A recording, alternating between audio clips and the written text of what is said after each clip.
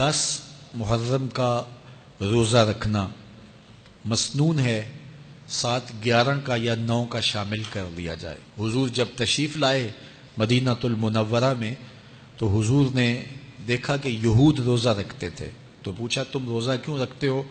تو انہوں نے کہا کہ حضرت موسیٰ علیہ السلام کو قبطیوں سے اس دن نجات ملی تھی۔ تو فرمایا حضرت موسیٰ علیہ السلام کا حق ہمارے اوپر زیادہ ہے۔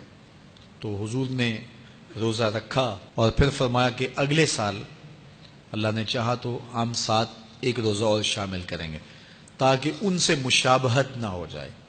عددی مشابہت سے بھی بچنے کے لیے حضور نے کہا کہ ہم 2 رکھیں گے۔ تو روزہ اگر عاشورے کا رکھنا چاہیں تو اس کے لیے سنت یہ ہے کہ ساتھ یا 9 کا شامل کریں یا 11 کا شامل کریں۔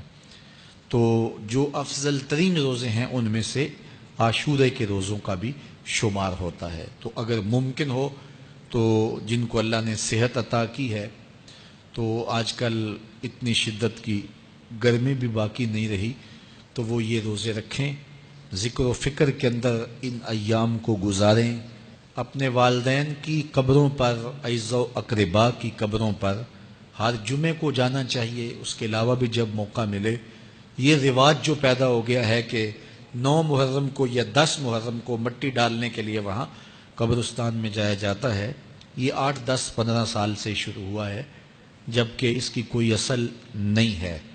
تو اگر آپ روٹین سے جاتے ہیں تو آپ کو ہر جمعے کو جانا چاہیے والدین کی قبروں پر، اور وہاں جا کے ہر جمعے کو سورہ یاسین کی تلاوت کرنی چاہیے۔ تو سال کے بعد صرف 10 محرم کو یا 9 محرم کو جانا، یہ بہرحال اس دور کی ایجاد ہے، یہ کوئی مسنون نہیں ہے اور یہ کوئی سنت نہیں ہے۔ تو روٹین سے اگر کوئی جانے والا ہے تو چلا جاتا ہے تو کوئی حرج نہیں ہے۔ تو باقی یہ بڑے اشرف ایام ہیں، بابرکت ایام ہیں، اور ان کو بہت ساری نسبتیں حاصل ہیں۔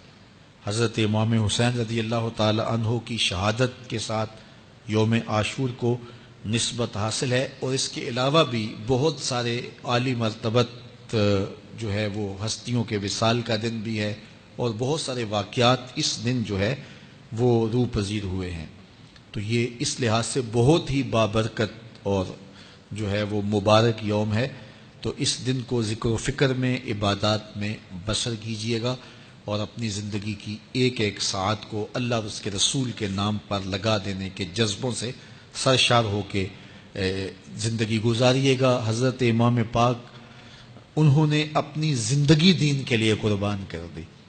تو یہ 10 محرم ہمیں سبق دیتا ہے، اور ہم اس دن عہد کرتے ہیں اگر انہوں نے اپنے بچے بھی قربان کر دیے اور اپنی اولادیں بھی بھوک اور پیاس میں قربان کر دیں، تو ہم بھی یہ عزم کریں اس دن کہ ہم اپنی ساری زندگی حضور کے نام لگائیں گے، حضور کے دین کے نام لگائیں گے۔